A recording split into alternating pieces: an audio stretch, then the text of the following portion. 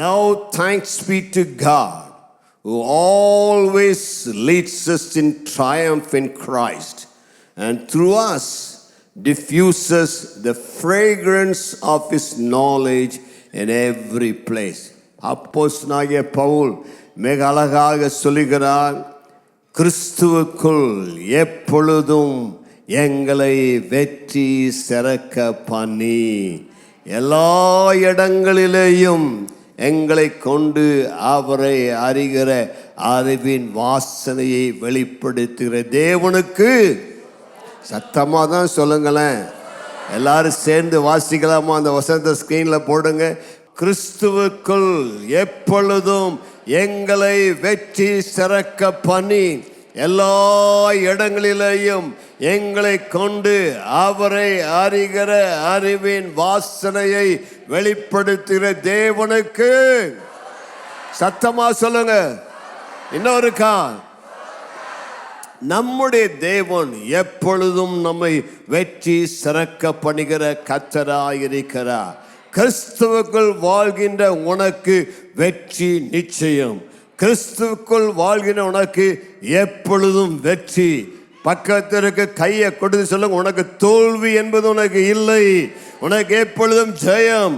காரணம், 2000 ஆண்டுகளுக்கு முன்பதாக நம்முடைய இரட்சகரும் ஆண்டவருமாகிய இயேசு இந்த பூமியில இறங்கி வந்து நமக்காக கல்வாரி சிலுவையில் சாத்தானை தோற்கடித்ததற்காக நமக்கு ஜெயத்தை தந்தார். சாத்தானை தோற்கடித்து ஜெயத்தை தந்தார். அந்த வெற்றியை நம்முடைய உரிமை சொத்தாக நமக்கு தந்திருக்கிறார். ஆகவே தான் இந்த காலையிலே நாம் அந்த வெற்றியை மகிழ்ச்சியோடு கொண்டாடுகிறோம். நல்ல கரங்களை தட்டி, இவ்வளவுதானா? நல்ல உற்சாகமா? சிலுவையின் வெற்றி நம்முடைய வெற்றி, இயேசுவின் வெற்றி நம்முடைய வெற்றி. கையை தட்டுறவங்களுக்கெல்லாம் நல்ல ஜெயம் வரப்போகிறது. கையை தட்டாதவங்களுக்கு வராது ஜெயம்.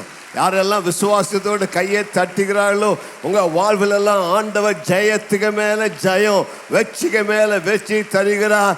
தேவ பிள்ளைகள் கொண்டாட பழக வேண்டும், நன்றி சொல்ல பழக வேண்டும், ஜெயத்தை எடுத்துக்கொள்ள பழக வேண்டும். தோல்வி எனக்கு இல்லை, ஜெயம் எனக்கு. ஏமான் இந்த வசனத்தை அப்போஸ்தலனாகிய பவுல் எழுதும் பொழுது திடீர்னு அவருக்கு ரோம தளபதிகள் அண்டை நாடுகளோடு யுத்தம் செய்து வெற்றியாய் ரோமர் சாம்ராஜ்யத்துக்கு திரும்பி வரும் பொழுது நடந்த சம்பவங்கள் உடைய மனதில் ஞாபகம் வந்ததாக வேத பண்டிதர்கள் அவதமாய் சொல்லுகிறார். அதாவது பவுல் எழுதின நாட்களில் ரோம சாம்ராஜ்யம்தான் இந்த உலகத்தில் உலகம் முழுவதும் ஆளுகை செய்தது.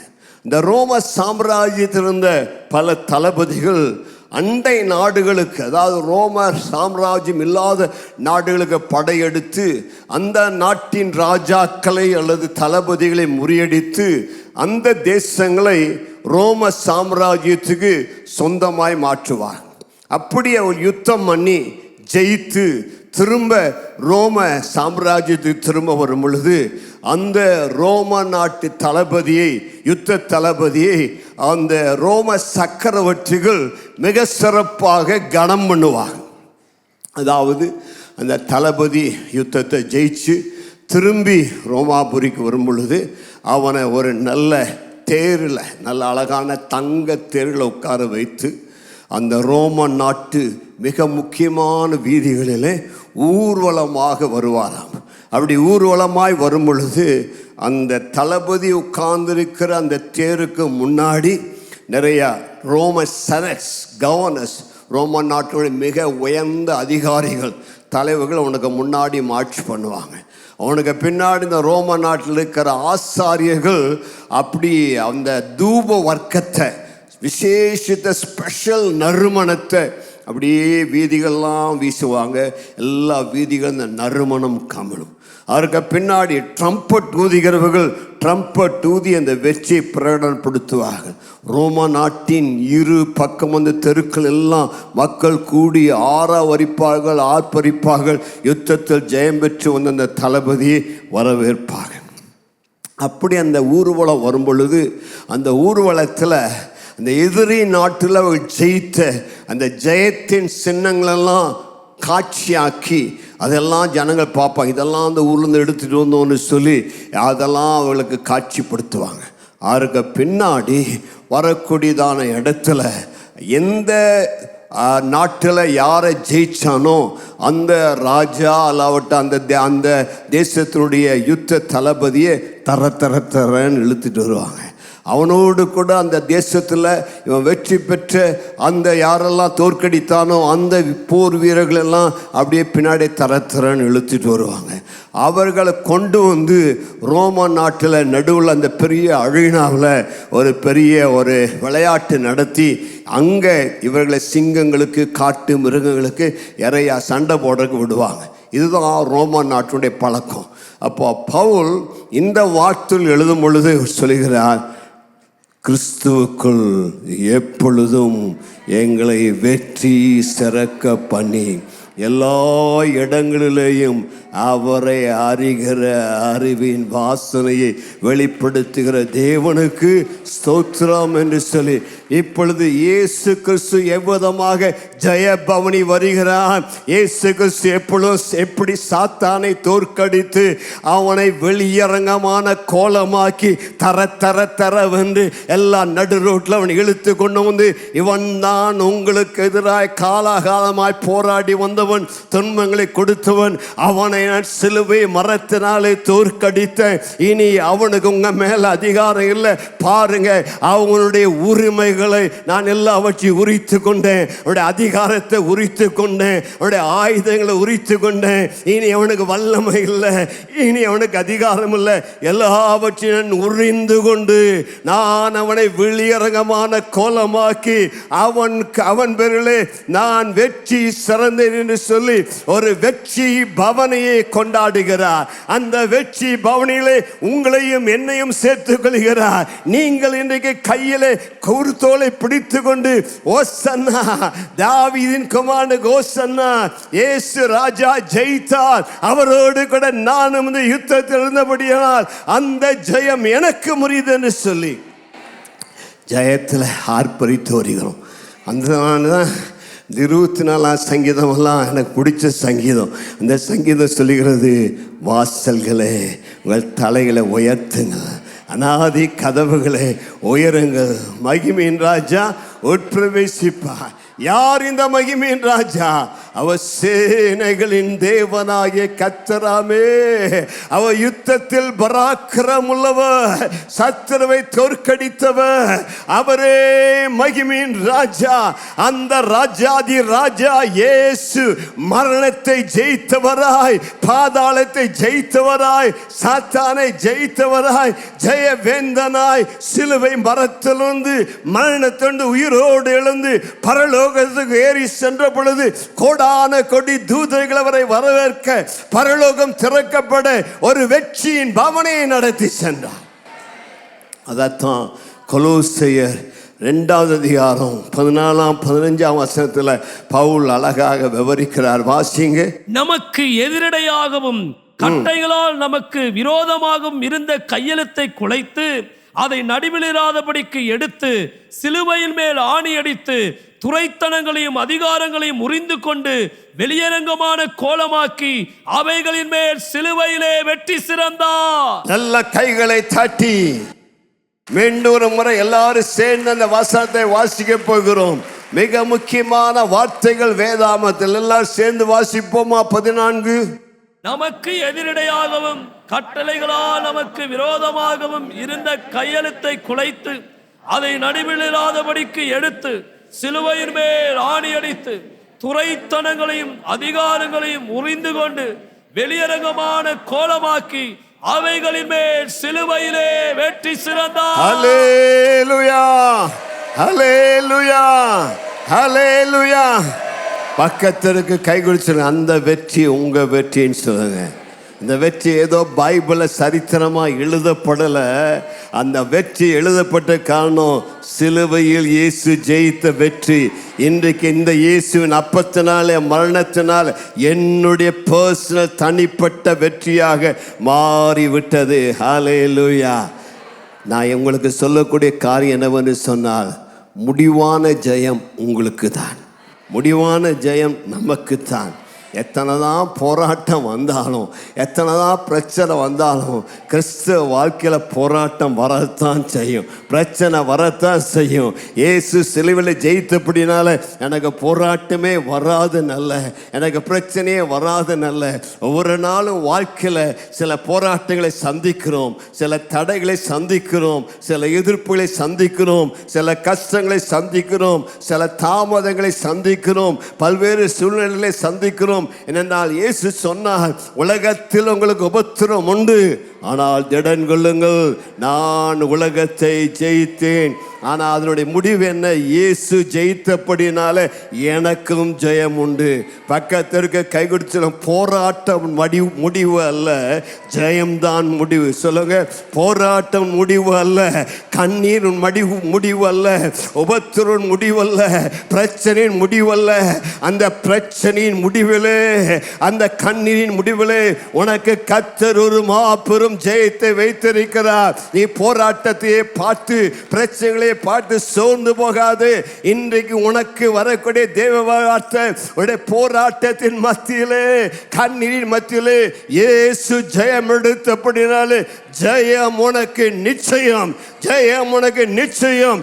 நிச்சயமாய் நிச்சயமாகவே தேவன் உனக்கு ஜெயம் தருவார். சில சமயத்தில் சத்ரு நம்முடைய வாழ்க்கையில் வரக்கூடிய பிரச்சனைகளை பார்த்து நம்மை சோர்வடைய செய்யும். என்னடா எப்போ பாரு பிரச்சனை, ஒரு பிரச்சனை முடிஞ்சு அடுத்த பிரச்சனை, நமக்கு நிம்மதியே இல்லையா, எப்படி தான் பிரச்சனையா? சத்ரு உனக்கு சொல்லுவான், இந்த பிரச்சனை தான், இதோடு நீ தீந்த, நீ முடிந்தாய் என்று உன்னை மனம் மடிந்து போக செய்வான், உன்னை சோறு உற செய்வான். இனி உனக்கு நம்பிக்கை இல்லை, இனி இதில் மீள முடியாது, இவ்வளோ நாள் ஏதோ தப்பிச்சு வந்தேன், ஆனால் இந்த பிரச்சனைகளை உன்னை முடிச்சிருவேன்னு சொல்லுவான். உன்னை பார்த்து கேட்பான், எங்கே ஆண்டோடைய வாக்கு தத்துவமெல்லாம் எங்கே? என்னென்னமோ சொன்னேன், அப்படி செய்வார் இப்படி சொன்ன, எங்கே இதெல்லாம் ஒன்று நடக்கலையான்னு சொல்லுவான். ஆனால் நீ சொல்ல வேண்டும், சாத்தானே இன்னும் ஒரு ஃபைனல் ரவுண்ட் இருக்கிறது. கையை வச்சு சொல்லுங்க, இன்னும் ஒரு சுற்று உண்டு, கடைசி சுற்று உண்டு. இந்த குஸ்தி சண்டை போடுறவங்கெல்லாம் பார்த்தீங்கன்னா, மல் யுத்த வீரர்கள் சில டைமில் பார்ப்பேன் எப்படி குஸ்தி சண்டை போடுறாங்கன்னு சொல்லி. என் மகன் கிறிஸ்துக்கு அது ரொம்ப பிடிக்கும். குஸ்தி சண்டை போடும்போது அவன் வருவான் பாருங்க, ஒரு ரவுண்டில் அடித்து அந்த ஆளை கீழே தள்ளி, இனி அவன் தோத்தான், இவ்வளோ பெரிய வீரன் தோத்துட்டானே, இனி மேலே எந்திரிக்க முடியாதுங்கிற அளவுக்கு அவனை அடித்து தூக்கி வீசி கீழே போட்டு முடிச்சிருவான். அப்புறம் மறுபடியும் பெல் அடிப்பாங்க, மறுபடியும் 2 பேர் நிற்பாங்க. இவன் தோற்று போனால் இனி ஜெயிக்க முடியாதுன்னு நினச்சா, அந்த கடைசி ரவுண்டில் இவனை யார் அடித்தானோ, யார் தூக்கி வீசினானோ, யார் இவன் மேலே வர முடியாதுன்னு நினச்சானோ, அவனை முழுவதும் கீழே போட்டு அவன் மேலே ஏறி நின்று கையை உயர்த்தி, நான் தான் ஜெயித்தேன், நான் தான் வெற்றி பெற்றேன் என்று அறிவிப்பாப்ப பெல் அடிக்கும். உடனே சொல்லுவாங்க, இவன் தான் ஜெயித்தான். நாம் நினைச்சோம் முடிஞ்சான்னு நினைச்சோம், ஆனால் கடைசி ரவுண்டில் அவன் ஜெயித்தான். பக்கத்தில் வா சொல்லுவோம், இன்னும் எனக்கு கடைசி ரவுண்டு வரல, இப்போ கடைசி ரவுண்டு வருகிறது.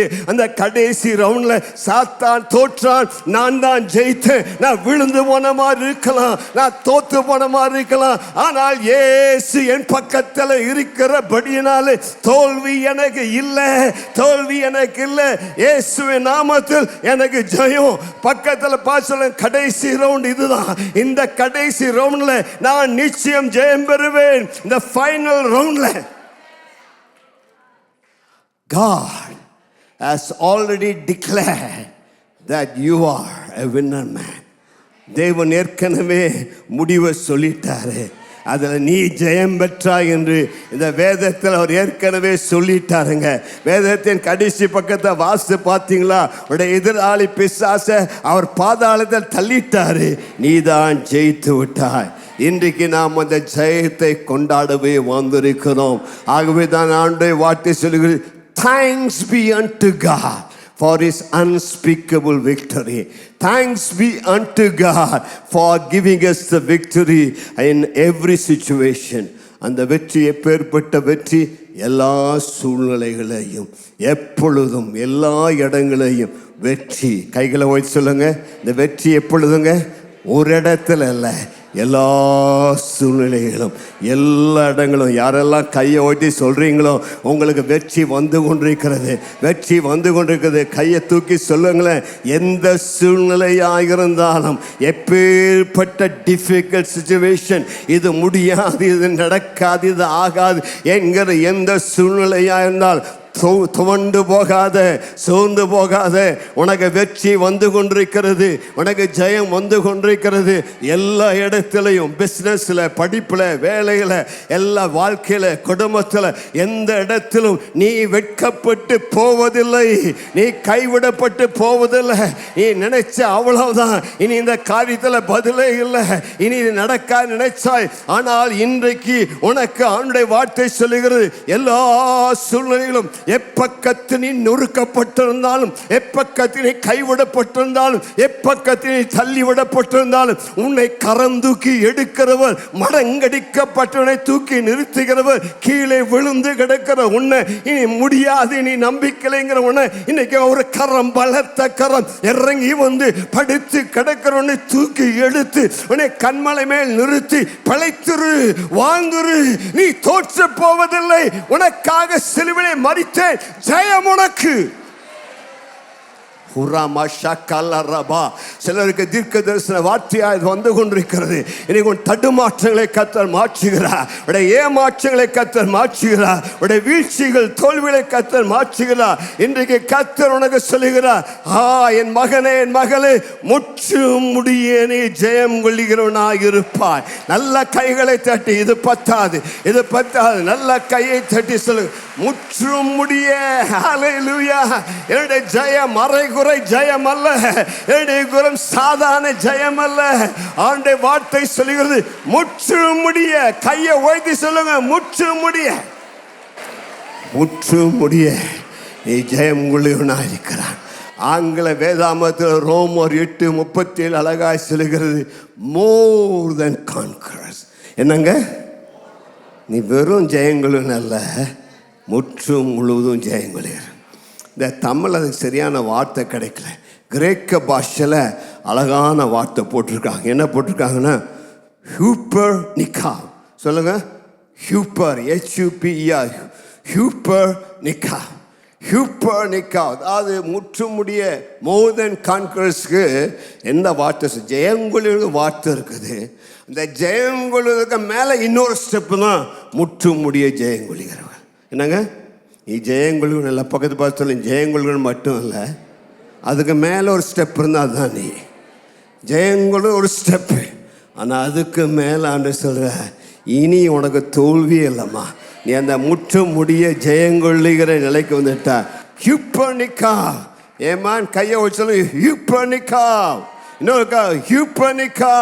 முற்று முடிய ஜெயங்கொள்ளுகிறவன் நான். இயேசு எனக்காக சிலுவை மரத்தில் முற்று முடிய, இனி சாத்தா எந்திரிக்கவே முடியாதபடி முற்று முடிய அம்பல வெற்றியை தந்து விட்டார். ஆகவே தான் இந்த ஜெயத்தை பாஸ்டமோ ஒரு அழகான கதை சொன்னாங்க. ஒரு முறை என்ன சொன்னாங்கன்னா, ஒருத்தன் குத்து சண்டையில் அவன் பயங்கரமாக குத்து சண்டை போட்டு ஜெயிச்சிட்டானாமா. ரெஸ்லிங் மேட்ச்சில் அவன் மனைவி வீட்டில் உட்காந்து டிவி பார்த்துட்டே இருந்தாலும் எப்படி சண்டை போடுறாரு, எப்படி ஜெயம் எடுக்கான்னு. நல்லா ஜெயம் பெற்றோன்னே இவருக்கு அந்த தங்க பரிசு நிறையா ப்ரைஸெல்லாம் கிடைச்சதாம்மா. வாங்கிட்டு சந்தோஷமாக வீட்டுக்கு வந்தாராம்மா. மனைவி ஓடி போய் வரவேற்றவருக்கு முத்தெல்லாம் கொடுத்து ஒரு அன்பாக வரவேற்று எல்லாம் கவனிச்சோன்னே புருஷனை, பாமா நான் ஜெயிச்சிட்டேன், எனக்கு இதெல்லாம் ப்ரைஸாக கிடச்சிரு, அதெல்லாம் வைஃப் கிட்ட கொடுத்தாராம்மா. வைஃப் சொல்லிச்சாம், நீங்கள் ரொம்ப சண்டை போட்டு டயர்டாக்குறீங்க, நல்லா ரெஸ்ட் எடுங்கன்னு சொல்லி ஒரு சாப்பாடெல்லாம் கொடுத்து தூங்க வச்சுட்டு அந்த பணத்தையெல்லாம் எடுத்து ஜாலியாக ஜாய் அலுக்காஸ் கடையில் போய் என்னென்ன தங்க நகை வேணுமோ அதெல்லாம் வாங்கிட்டு வீட்டுக்கு வந்தாங்களாம். இப்போ யார் கான்கரர், யார் மோர் தென் கான்கரர்? இவர் ஜெயிச்சாலும் மோர் தென் கான்கரர் இந்த அம்மா. இந்த அம்மாவுக்கு ஜெயத்தோடு கூட சேர்த்து பணமும் எல்லாம் வந்துருச்சு. இந்த அம்மாவுடைய வாஞ்செல்லாம் நிறைவேற்றி விட்டது. அப்படி தான் ஆண்டவராக இயேசு ஜெயம் பெற்றார். ஜெயம் பெற்ற பிறகு அந்த கொள்ளை பொருளெல்லாம் உங்கள் கையில் கொடுத்து, இந்தாடா நீ தான் ஜெயம் பெற்றாய், இந்த கொள்ளை பொருளை வைத்துக்கொள் என்று சொல்லி உனக்கு தரக்கூடியவராக இருக்கிறார். ஹல்லேலூயா. ஆகவே தான் இன்றைக்கு நம்மளுடைய ஜெயத்தை கொண்டாடுகிறோம். கிறிஸ்துவுக்குள் வாழ்கின்ற எனக்கு. கையை வச்சு சொல்லுங்க, யாருக்கு வெற்றி? யாருக்கு வெற்றி? நீ இயேசுக்குள் இருந்தாதான் அந்த வெற்றி. இயேசுக்கு வெளியே வெற்றி இல்லை. இயேசுக்கு வெளியே நீ பிரயாசப்பட வேண்டும், நீ பாடுபட வேண்டும், நீ யுத்தம் பண்ண வேண்டும். ஆனால் யார் இயேசுக்குள் வந்து விட்டார்களோ அவளுக்கு இயேசுவே யுத்தம் பண்ணுகிறவர், இயேசுவே ஜெயத்தை தருகிறவர். கிறிஸ்துவுக்குள் எனக்கு வெற்றி. கையை வைத்து சொல்லுங்க, கிறிஸ்துவுக்கு வெளியே இல்லை. ஐயா அம்மா, கிறிஸ்துவுக்கு வெளியே இருந்தா இன்னைக்கு கிறிஸ்துவுக்குள் ஓடிவா. நீ பிரயாசப்பட வேண்டாம், நீ போராட வேண்டாம், நீ யுத்தம் செய்ய வேண்டாம். இயேசுக்குள் வந்து விட்டால் அவரே உனக்காக யுத்தம் செய்கிறவர், அவரே உனக்காக யுத்தங்களை நடப்பிக்கிறவர். கையை உயர்த்தி சொல்லுங்க, அவரே என்னுடைய யுத்த தளபதி. He is the captain of my salvation. சொல்லுங்க, என்னுடைய கேப்டன் விஜயகாந்த் அல்ல, எனக்கு ஒரு கேப்டன் இருக்கிறார். என்னுடைய கேப்டன் ஆண்டவரா இயேசு கிறிஸ்து. அவர் யுத்த தளபதி. அவருக்கு கொடுக்கப்பட்ட பெயர் the Lord of hosts, சேனைகளின் கர்த்தர். கை அசைத்து சொல்லுங்க, சேனைகளின் கர்த்தர். இன்னொரு மொழிபெயர்ப்பு சொல்லுகிறது, அவருக்கு தூதர் சேனை இருக்கிறது.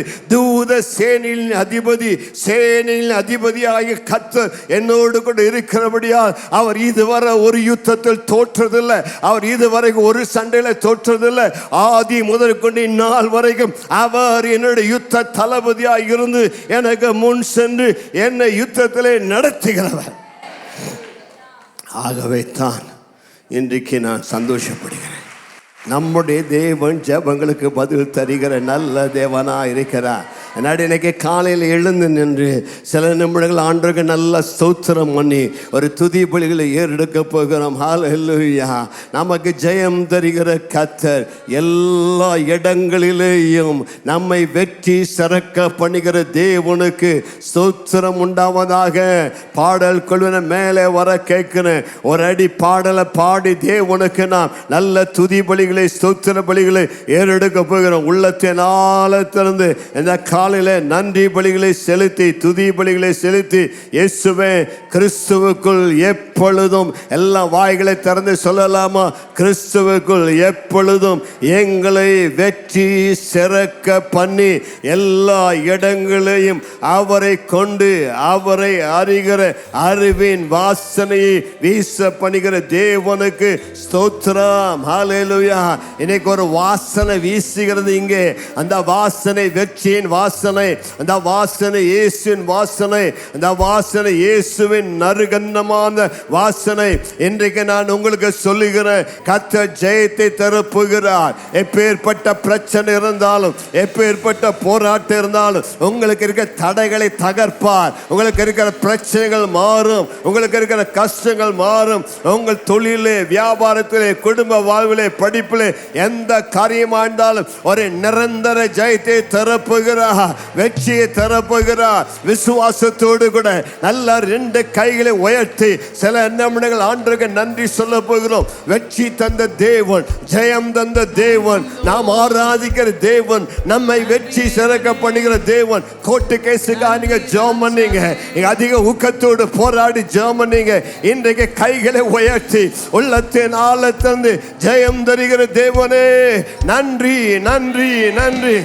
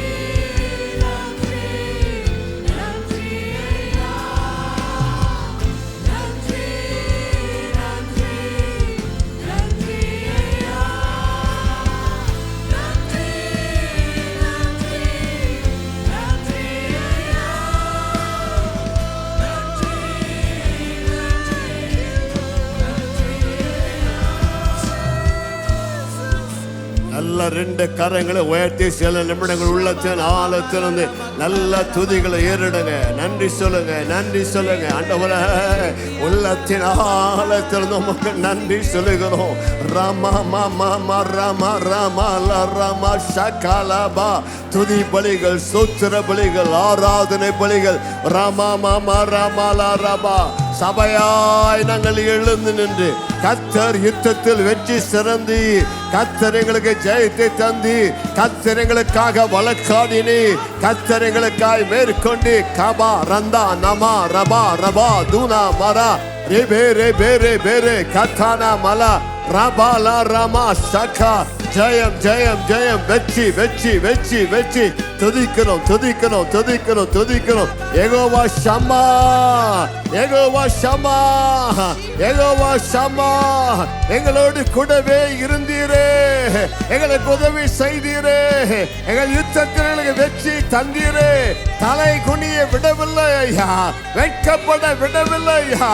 எங்களுக்கு வழக்காடினி, ஜெயத்தை தந்தி. இன்றைக்கு உம்மை ஆர்ப்பரிக்கிறோம், உம்மை தொழுது கொள்கிறோம், உம்மை சோத்தரிக்கிறோம். சபையாக சபையாக சபையாக ஊழியர்களாக நாங்கள் எழுந்து நின்று வெற்றி வெற்றி வெற்றி வெற்றி. இயேசுவின் நாமத்திலே, இயேசுவின் நாமத்திலே நன்றி நன்றி. எங்களுக்கு ஜெயம் கொடுக்கிற தேவனுக்கு ஸ்தோத்திரம், ஜெயம் கொடுக்கிற தேவனுக்கு ஸ்தோத்திரம். சில நிமிடங்கள் ஜெபிக்க போகிறோம். நல்ல கையை உயர்த்தி நல்ல அந்நிய பாஷையில 2 நிமிடம் நல்ல ஜெபம் பண்ணுங்க. நல்ல சத்தத்தை உயர்த்தி ராமா நல்ல அந்நிய பாஷையில ஆவியில நிறைந்து ஓ ரிபாரபரபரபரபரமா ரிபாரமலரமரமஷே ரிபாரமலரமஷேகேரிபே ரந்தானா மரமலரமரதுனா மரமா. சத்தமிடுங்க சத்தமிடுங்க, கூப்பிடுங்க கூப்பிடுங்க. சத்தத்தை அடக்கி கொள்ளாதீங்க. சியோன் குமாரத்தியே, சியோன் குமாரத்தியே, சத்தமிட்டு கூப்பிடு, சத்தமிட்டு கூப்பிடு. தேவனை நோக்கி கெஞ்சி கூப்பிடு. ரந்தானா மரா பாலா ராமாலா ராபாலா ராமா இகேரே பேரே பெலேரே பெலேரே பெஷக்கே இகேரே ரபாலா ரந்தானாமா. ஜெபிங்க ஜெபிங்க ஜெபிங்க, அந்நிய பாஷையில ஜெபிங்க, ஆவியில ஜெபிங்க. ரந்தா நமா தூனா மரா தூனா மரா ரேபே ரேகே தூனாமா ரேகே ரேபே ரகபரமா ஷெகே ரந்தானாமா ரிகபாலாராமா. ஒரு யுத்த ஜப பாஷை இறங்கி வருவதாக, ஒரு யுத்த ஜப பாஷை இறங்கி வருவதாக, ஒரு யுத்த ஜப பாஷை இறங்கி வருவதாக, ஒரு யுத்த ஜப பாஷை இறங்கி வருவதாக. நல்ல ஆவியிலே ஆவியிலே வைராக்கியத்தோடு அந்நிய பாஷையிலே ராமா மாமா மாமா ரோ ரே ரே. அவர் சத்தமிட்டு வழக்கமிட்டு கெட்சித்து எழும்புவா. ரபா பாபா பா ராமதுனா